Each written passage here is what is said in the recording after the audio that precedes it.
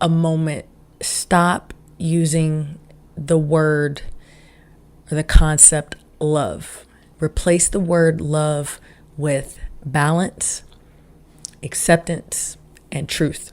Just don't use the word love for just an examination of your life, all of the things that are in your life currently and things that you've experienced in the past.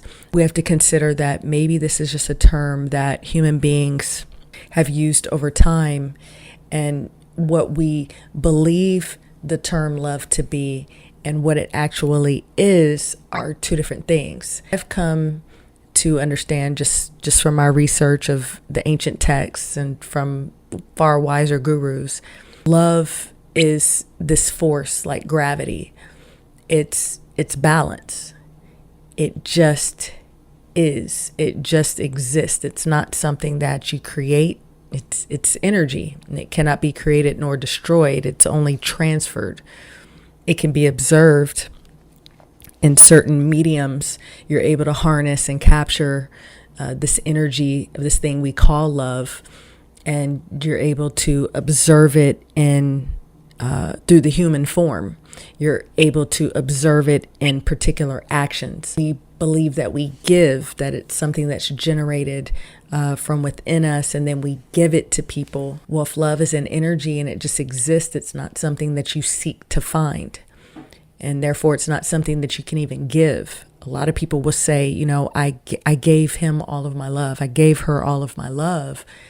And the thing about it is that's where we kind of delude ourselves, because we don't realize that love is for each of us to access from within ourselves. Any place that you've used the term love, that's where I want you to use balance, truth, or acceptance. When it comes to relationships, for instance, one of our things that we say when we're looking to the past, we'll say, I loved them so much.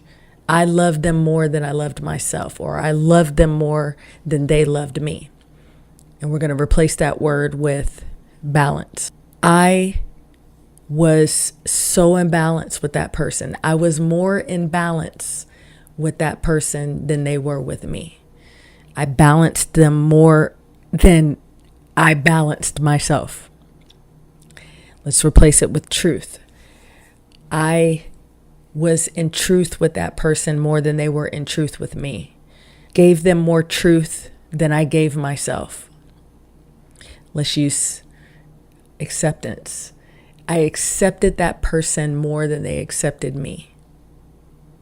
I accepted them more than I've ever accepted anyone in my life, including myself. I accepted them so much, and they took it for granted. And then what you can do is, after you've applied those terms, then ask yourself if they sound more accurate when you've replaced the word love with balance, truth, or acceptance. This is a technique for us to start to expand our understanding of what the term love is. It's something that we already are. We already are balance. We already are the truth. We already are accepted if we align with that as a concept. Because we've replaced all of these different energy states with the term love, it becomes a concept that disconnects us from the truth, and it allows us to harm each other. It's not love that we're seeking, it's actually attachment. It's attachment because of the human need to be connected to other human forms, and we've mislabeled it love. If you look at a lot of our attachments that we have to people and things, and in psychology, a person is a thing. So our attachment to things has nothing to do with balance, truth, or acceptance. It simply has to do with comfort and safety, and at the root of that would be fear. And this is probably one of the most difficult lessons to integrate. If the parent is attached and connected to love within themselves, then they can provide a safe and more habitable space for that child to develop love from within.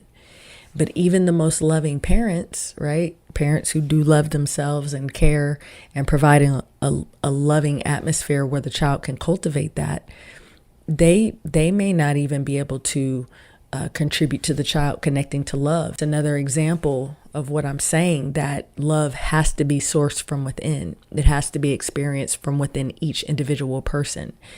I can show you the love that I have of myself. If we're in a relationship and I'm loving myself, you're experiencing my love for myself. And I'm experiencing with you the way that I love myself because you're there. But it's not for you or by you. It's through me that love is experienced. And that also tells us how a person can be in a relationship and think that they've been loving a person and never receive love in return.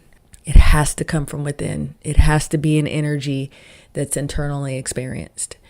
And this is just something that I offer in my observations and picked up from different learned elders. And I just wanted to share that thought with you today because maybe it'll set you free. It's something that I teach in the psychiatric setting for people that I do shadow work with. I give them this new perspective of which to observe this thing called love, and it allows them to detach from situations in which they've been trying to get that energy from.